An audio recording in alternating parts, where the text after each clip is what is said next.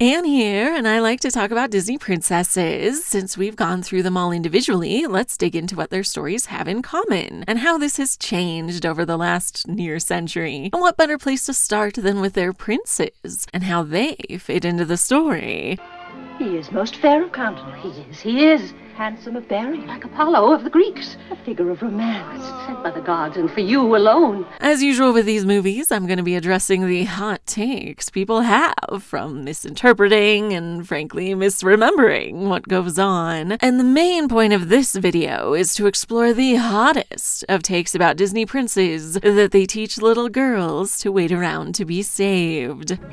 Pour the tea. So for this video, I thought we could dig into if that's even true from a factual standpoint. As I said, most folks seem to let a bunch of hearsay shape how they remember these movies rather than, actually watching them. But I've watched them, and I want to set the record straight on exactly who is doing the rescuing and of whom in this series. And to that end, we're going to go through a quantitative study. Let's get started. Above all, remember you must be cavalier, dashing. Fear not, master. Once I'm up the thorny vine, the regal maiden shall be mine. For our study to hold up under scrutiny, we need to arrange it around a research question. Namely, do Disney princess movies reinforce the idea that it is a man's role to rescue the princess? The destined hero of a charming fairy tale come true. To be honest, this idea greatly exaggerates what most of these fellas do in these films, but it also conflates something that I think it is important to distinguish between. Does the dashing hero save the princess, or does he kill the dragon? Yes, sometimes it's both. But do heroes save people, or do they stop bad guys? Do they help you out of a scrape, or do they solve all of your problems? Because most of the princes do the former, and only a handful do the latter. Just one kiss. If we're worried about what this teaches kids, then it does matter how the story resolves. Obviously, it wouldn't be great if the princes dispatch all the villains, while the ladies just wait around. I am not a prize to be won. But it's a different thing if the princes are here to just save the princesses. Ladies can need help from time to time. And we also want to look at which princesses save their princes, which does occur quite a bit, actually. Not to mention how often either of them are saved by other folks in the story, implying that everyone needs help sometimes. I can't help you unless you make a wish. So the claim that this has a strong message of women waiting for men to fix things requires that 1. The prince saves the princess more than she saves him. 2. Neither prince nor princess are saved by other people. It's purely man saves damsel most of the time. And 3. The princess is unable to enact her own rescue. Very clever, Father. Chivalry is chivalry, you know. Yes, I know. To sort through all this, let's do some math. Well, statistics technically, but don't fret, I have advanced degrees in both. Now, I generally feel that trying to break down art into statistical categories is unhelpful and useless. Plus, most people are doing it wrong. Darth Vader only had a few minutes of screen time in A New Hope, but that didn't stop him from being the most memorable part of it. I find your lack of faith disturbing. You may have heard the joke about how much Arnold Schwarzenegger was paid per line in The Terminator because of how few he has. But obviously his presence in the story is far more than just how many words he speaks. I'll be back. Point being, breaking down everything mathematically in individual movies ignores how the stories actually work. I could rant on this for some time, so I'll spare you, but basically, if you want to apply statistical analyses, then you need a sample of a population to discuss. Usually of at least 30 to apply most statistical measures, but we're going to do our best today with only 13. We're not going to do anything too complex, and also this is just for fun. Please don't use this video for your stats homework. And we're, of course, not going to look at screen time or amount of dialogue as we do this analysis. So let's go through these movies and make notes on the rescuing that's going on. Now, a major caveat before we start. What constitutes rescuing is going to be pretty dependent on context. Sometimes lives are saved, sometimes it's much lower stakes, but it counts if it is freeing someone from an unpleasant situation. Another caveat is that the situation can't be described using the word tried. Like, Ariel tried to get herself out of danger by leaving her father's control, but she winds up under Ursula's instead. So that doesn't count as rescuing herself because it doesn't work. Back into a mermaid, and you belong to me. These attempts must be successful to be added to my spreadsheet. We start. Tonight. Good. I'd like to get in, get on with it, get it over with, and get out. Get it? Got it. Good. All right, here we go. Snow White is saved by the huntsman at the start and by the prince at the end. Then things get complicated. Many of the early princesses come with the implicit moral that being kind and compassionate will win allies to your cause. So does it count as rescuing herself if she befriends these animals and these dwarfs, which result in her having a place to stay? We'll clean the house and surprise them. Then maybe they'll let me stay. And then they drive off the queen. There she goes. I'm gonna say no, mainly because it still results in her eating a poisoned apple. I feel strange. The dwarfs defeating the evil queen is great for Snow White, but I don't think that counts as her doing it by proxy. So overall, she is saved twice and saves no one else, but the villain is dispatched by neither the prince nor the princess. So even this first example doesn't really have a clear-cut message that men are here to save helpless women. Oh! Hello. Oh. Cinderella is saved by the fairy godmother. It's more than I ever hoped for. She then rescues herself by going to the ball and charming the prince, unbeknownst to her. I haven't met the prince. The prince? But didn't you know that? And I think this should count, unlike Snow White befriending people, because Cinderella charming the prince is a direct action that has a direct result, instead of an action by proxy. No, wait. Come back. Oh, please come back. Just because she got a cute outfit and a conveyance doesn't mean things are going to work out. Who Cinderella is and how she acts in this moment are instrumental in changing her future. And the fairy godmother may let her keep the slipper, but she ensures it is somewhere safe to then pull it out here. But you see, I have the other slipper. At the end, the prince technically saves her from her awful family, but I would argue that she saves him from his family obligations right back. Side note, but we do not do this man justice. He wants to marry for love, an extremely rare trait for a male character to have. He's a silly romantic idea? The king insists on his getting married, also for the unique reason of just wanting grandbabies, instead of the usual ensuring the line continues kind of reason. I want to hear the pitter-patter of little feet again. So that's fun. But the point here is that the prince falls in love with Cinderella and insists he will marry no one else. The prince, sire, swears he'll marry none but the girl who fits this slipper. It's the king who takes his phrasing at face value and decides that can mean that he'll marry whomever can wear the glass slipper. But sire, this slipper may fit any number of girls. That's his problem. So our prince here doesn't have face blindness or whatever. That's just the king's excuse. He's given his word.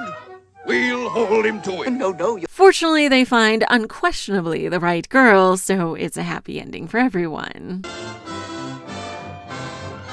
Cinderella rescues herself twice directly, and sometimes indirectly because of befriending these mice, but like with Snow White, I'm not going to count that. The fairy godmother saves her, as does the prince, but she also saves the prince, so it's a solid situation all around. The villain is not really dispatched by anyone. Cinderella just leaves her power. So already we've kind of broken away from even the assumption that the prince is just here to save the princess. That girl shall be the prince's bride. His bride. Next we have Aurora, and things don't go quite so well here. The fairies save her when she's a baby, and Prince Philip saves her from the curse. But I think it's important to note that Philip himself requires quite a bit of magical intervention to be successful. Philip, watch out! Even if Aurora is fairly passive, this still isn't really setting up the idea that men are able to solve all a girl's problems. In essence, the fairies are helping Philip just as an extension of their care for Aurora. Maleficent! She's got Prince Philip, but we can't go there. We can, and we must. That doesn't really fit in my spreadsheet. So Aurora is saved twice. the prince once by someone who is not the princess, and the villain is slain by the prince. Of truth fly swift and sure, that evil die and good endure. In The Little Mermaid, Ariel saves Eric from certain death twice. Say goodbye to your sweetheart. And he saves her once, so that's a significant change in our scales. She's more active than the previous 3 princesses, but since running away just takes her from the frying pan into the fire, I'm not sure this counts as rescuing herself. And going out to the ship to stop the wedding is a good action for our protagonist to take, but it's really her friends who are dealing with things before she gets there.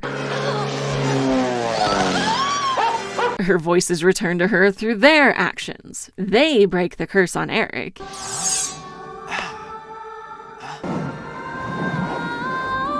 She shows up just in time to be kidnapped, so that's not ideal. Still, she does more saving than he does, even if he's the one to slay the villain. For true love!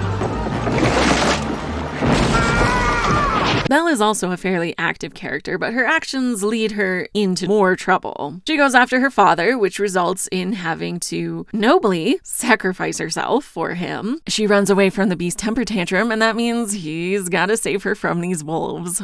When she leaves the castle after this dance, she walks right into Gaston's trap, and her efforts there only really succeed in putting the beast in the trap instead, which obviously I don't consider rescuing herself. He's my friend. If I didn't know better, I'd think you had feelings for this monster. She hurries into the fray right after that anyway. So yeah, she doesn't rescue herself at all. I do wish this scene had played out differently, since it's really the only place I would make a change and have Belle take control of the situation and save them all. But instead, she's saved by a cup, so that's a choice.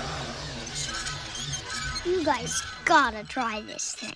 Anyway, neither of them technically take care of Gaston at the end. He brings that on himself. The beast saved Belle from the wolves, while the whole story is about her saving him. And earn her love in return, but then the spell would be broken. It culminates here, and so only really counts as 1, but that goes back to my point about numbers and art. Surely this matters more when the whole story is about the princess heroically saving the prince. It's not in a quantitative way, however, so we're gonna save that for another time. Belle, it's me. Next we have Jasmine, who is certainly a secondary character, unlike many of the other princesses. She's fairly active, but like Belle, most of her actions put her into danger. Running away to escape a marriage leads to peril in the marketplace, saved by Aladdin. No, please! Oh, thank you, kind sir. She tricks Jafar as a distraction and ends up needing to be rescued by Aladdin yet again. He says your time is up. And Aladdin is the one to deal with Jafar. You wanted to be a genie? You got it, and everything that goes with it. But if this prince marrying Cinderella counts as saving her, then I think Jasmine getting Aladdin out of poverty at the end should count too. And as often as Aladdin saves her, he's also saved multiple times by the genie. So this is not a story about how weak and helpless Jasmine is. What have you done? Trust me. Pocahontas doesn't really take any actions that we can argue are saving herself. Mostly she gets into trouble. But this whole story, like Beauty and the Beast, is about saving a prince from an evil curse. His evil curse is racism, obviously. Savage is just a word, you know, a term. But she directly saves his life at the end. He saves Powhatan, not her, so she and Ariel are both ahead of their princes in the rescuing department. If you kill him, you'll have to kill me too. Neither Pocahontas nor John Smith dispatch Ratcliffe at the end, so this movie looks pretty good by the numbers. This is the path I choose, Father. What will yours be? Being one of the most active princesses, Mulan of course takes the cake in the saving people department. She does save all of China after all. Her father at the start, the emperor at the end, and she saves Shang's life on 2 occasions. He decides not to kill her here, but I don't know if that should count as saving her. A life for a life. My debt is repaid. Even if this fellow was all for it, it won't greatly change my numbers though, so what do you think? Should this count? I put it on the chart for now, so just subtract 1 later if you don't agree. Also, Mulan rescues herself several times and is rescued by Mushu a time or 2. Ready, Mushu? I am ready, baby! It's a great movie. I'm sure no one is arguing that this one implies that princesses should wait around to be saved. especially since she's the first princess to come up with a plan to stop the villain herself. You took away my victory! No! I did. Mushu! Way ahead of you, sister. It looks like you're out of ideas. Not quite. Deanna is saving money for her dream, but I'm not sure that should count as saving herself. She does rescue herself away from these gators, and I'm not sure if it should count when she gets herself to Mama Odie, since that doesn't really go anywhere, so probably not. Just like you said, Mama Odie, we need to be human. Ah! Y'all ain't got the same shit was born with. When she has the opportunity to be free of the curse and get everything she wanted, she chooses to save Naveen instead. And neither will I. Then she saves both of them from the curse at the end by marrying Naveen and becoming a princess with a magical kiss. You just kissed yourself a princess. So I think she rescues herself 2 times, saves Naveen 3 times, including this part with the gators, and she is saved by him once from the hunters. I don't think he should get credit for turning her into a princess and thereby breaking the curse with the kisses, because it is his fault she was cursed in the first place. What did you do to me? Anyway, her numbers are great. I'm sorry they canceled her show. Entangled, Rapunzel is also very helpful to her prince. She saves him from this crowd. Then in this scene with her hair, she saves him from Maximus, at least temporarily. I need you not to get him arrested. Just for 24 hours. And then, of course, here at the end, he's saved by other people from the prison, and then he saves her at the most crucial moment. She rescued herself by enlisting his help at the start, which is successful. You will act as my guide. Take me to these lanterns. Taking her first step out of Mother Gothel's control. Well, I was hoping you would take me to see the floating lights. Oh, you mean the stars. You mean the lantern thing they do for the princess? I knew they weren't stars. And she refuses to go with her this evening, resulting in some pretty important revelations. So overall, the princess saves herself twice, saves the prince 4 times, and is saved by him really just the 1 time, as important as that time is. Does this count as him dispatching the villain? I think it's more of a comeuppance thing. He's saving the princess. The fact that it also thwarts the villain is a happy accident. You were my new dream. My child, I came within an inch of my life. Oh, Father. So overall, the 10 princesses who have a prince are saved arguably 10 times. Pocahontas isn't, but Jasmine is twice, so it evens out. The princess is saved by someone else 7 times. 6 princesses, but Mulan is saved by Mushu twice. Only 4 princesses save themselves, but it happens 10 times. So that looks really good, but the chances of it happening in an individual film remain low. A more compelling statistic is that only 2 princesses don't save their princes, and the princes themselves are saved by a princess a shocking 15 times. I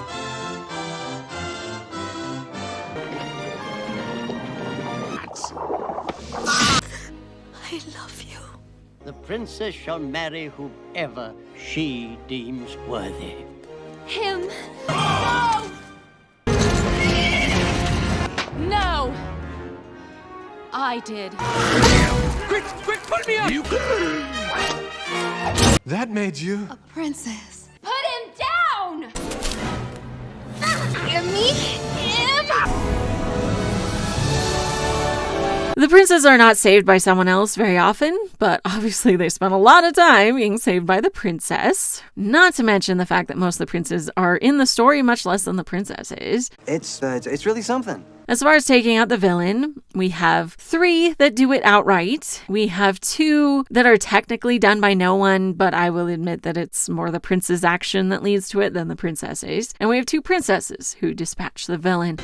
Get off the roof, get off the roof, get off the roof. So that is kind of close to a tie, close enough to discourage any sweeping statements. So to watch these films and conclude that the princess just waits around to be rescued had 3 stipulations at the start. First, does the prince save the princess more than vice versa? No, most of the princesses save their prince. And overall, princes are being saved more often by their princess than they're saving a princess. Second, do we have a bunch of knights saving helpless damsels? No, other people in the story are doing some significant rescuing 12 times. And while the princess is saved more often than the prince is, that can be argued to be a symptom of the princess more often being the main character. It maintains the idea that these stories are dire and everyone needs help, not just the poor, helpless princess.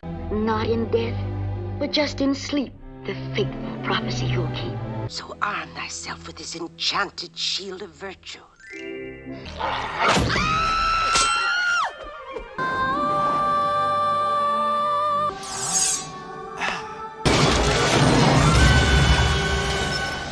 Okay, come on, Aladdin! Even miracles take a little time. Now, back to Agrabah! Run! Run away! Hide! In the woods, anywhere!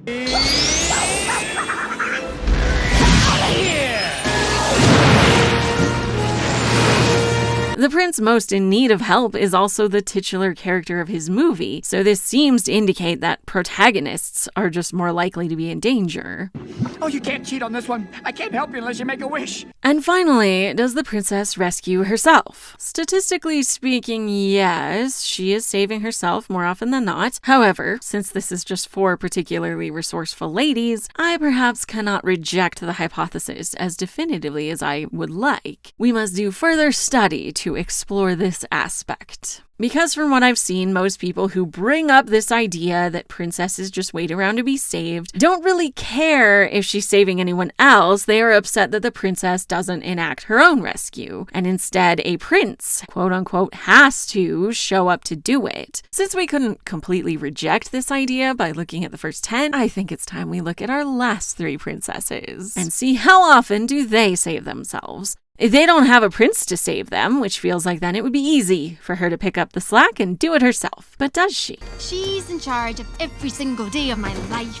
Merida, like Belle and Jasmine, takes action, and that leads to things getting worse. She tries to escape this marriage, and that results in nearly causing a civil war, then in turning her mother into a bear. When facing Mor'du, Eleanor saves Merida, both times, and never vice versa. When she's locked in her room, her brothers save her. Merida may undo the curse at the end, but since she's the one who caused it, I wouldn't say it counts as saving her mom, just like with Naveen and Tiana. So yeah, she doesn't do any better in self-rescue than anyone else did, and is saved twice by the other main character. Mother-daughter dynamics are of course different from spousal ones, but let's focus on how much the princess needs rescuing for this video.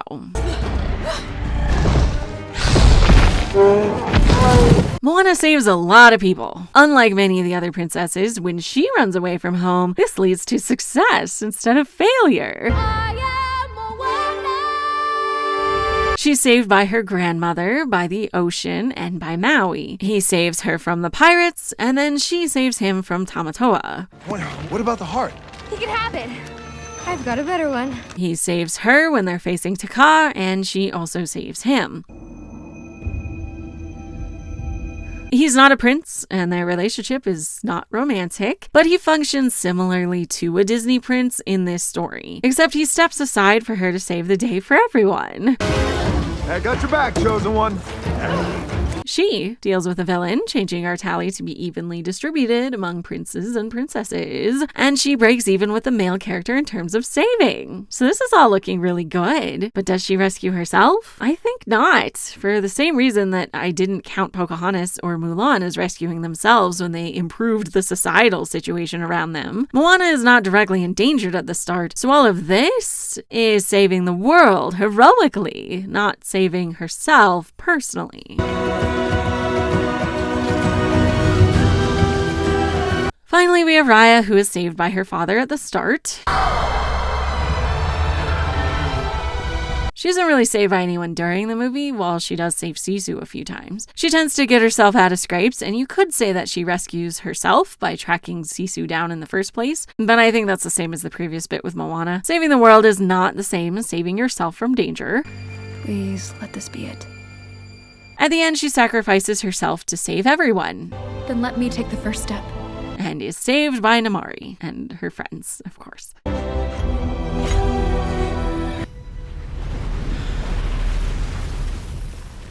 So the 3 single princesses still end up being saved a lot more than they save anyone else. Well, Raya rescues herself slightly more, but this movie is pretty different from the rest we've discussed, something we'll come back to another time. But the point here is that needing to be saved is a staple of the genre, not a statement on gender dynamics. The princess rescues herself or the prince more often than she herself is rescued by anyone. So does that mean we can reject our final stipulation? I have climbed the thorny vine, and the regal maiden is mine. Based on our quantitative analysis from princesses who both have a prince and those who do not, I think we can put this hot take to rest. There's a lot of peril in these films, with the prince endangered almost as frequently as the princess is.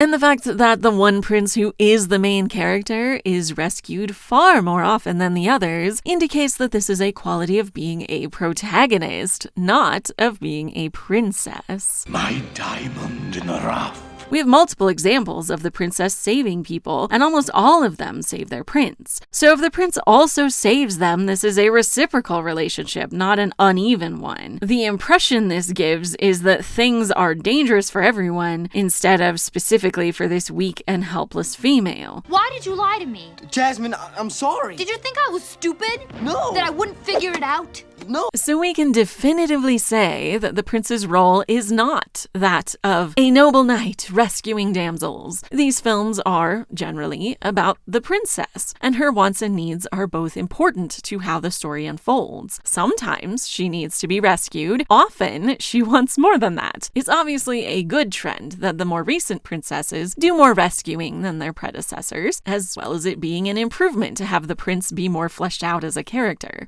And for a kid with nothing, this seemed like the better option. I'm not sure, however, that we can say it is a good trend to remove the prince entirely, but that's a question for another study, this time a qualitative one. So look out for that in a couple months. Thank you for listening to me talk about who is saving whom in these films. And next time, we'll go back to the galaxy far, far away and talk about May and Osha and Asaya. Please like, comment, subscribe, ring the bell, join my Patreon, all the things so you don't miss it. See you then.